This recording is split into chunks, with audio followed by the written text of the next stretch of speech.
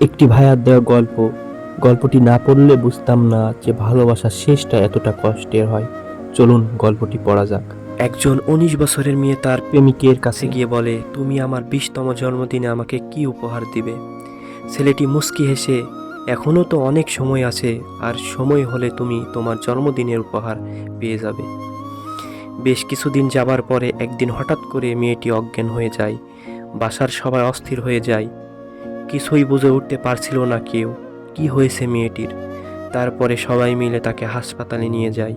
হাসপাতালের ডাক্তার অনেক পরীক্ষা নিরীক্ষা করার পরে তার পরিবারকে জানালো সাদিয়ার হার্টের একটি ছিদ্র ধরা পড়েছে। এখনই যদি খুব তাড়াতাড়ি হার্টটি পরিবর্তন না করা হয় তাহলে হয়তো সাদিয়াকে বাঁচানো সম্ভব নয়। সবাই এই কথাটি শুনে কান্নায় ভেঙে পড়ল। সাদিয়ার মা বাবা কিছুতেই মেনে নিতে পারছিল না।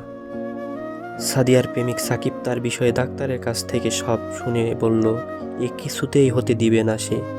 তারপরে সাকিব মেয়েটির রুমে গিয়ে দেখল তার ভালোবাসার মানুষটি বিছানায় শুয়ে আছে। সাকিব কাছে যেতেই মেয়েটি বলল, আমি মনে হয় আর বাঁচব না। সাদিয়ার চোখের পানি মুছে দিয়ে সাকিব, কে বলেছে তুমি বাঁচবে না?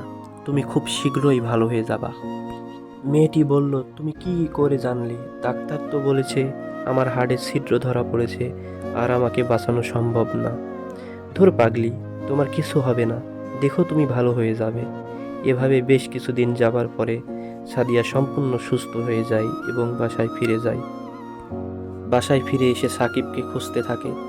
সাকিবকে না পেয়ে তার বাড়ি চলে যায়। সাকিবের বাড়িতে কেউ নাই। অবশেষে সাকিবের ছোট বোনের দেখা পেল সাদিয়া। কি রে, তোমার ভাই কোথায়? সাকিবের বোন কোনো কথা না বলে হাতের ইশারা করে সাকিবের রুমটা দেখিয়ে বলে উঠল, টেবিলের ওপরে আপনার জন্য একটি চিরকুট রয়েছে। সাদিয়া কথাটি শুনে রুমে গিয়ে চিরকুটটি হাতে নিয়ে পড়তে শুরু করলো। প্রিয়তমা, আমি জানি যেই দিন তুমি এই চিরকুটটি হাতে পাবে সেই দিন তুমি সম্পূর্ণ সুস্থ হয়ে যাবে। সব কিছু ঠিক হয়ে যাবে আগের মতো, যেমনটা আমি তোমাকে বলেছিলাম। আমি বলেছিলাম না, কিছু হবে না তোমার। দেখছো, তাই হয়েছে। তুমি আমার কাছে 20তম জন্মদিনের উপহার চেয়েছিলে না?